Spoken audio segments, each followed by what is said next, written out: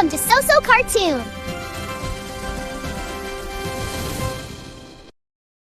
এক বনে একটি খরগোশ দৌড়াচ্ছিল এবং নিজেকে বলতে লাগল, আমার মতো দ্রুত কেউ নেই। ওই বনে একটি কচ্ছপ ধীরে ধীরে হাঁটছিল।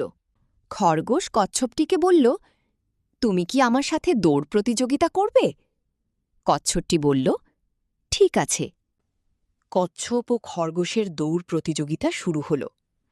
খরগোশটি কচ্ছপটিকে পিছনে ফেলে আসল।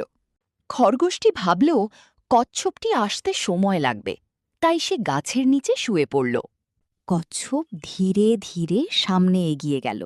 সে খরগোশকে পেরিয়ে গেল। কচ্ছপ ফিনিশ লাইনে পৌঁছে জিতে গেল। খরগোশ ঘুম থেকে উঠে অবাক।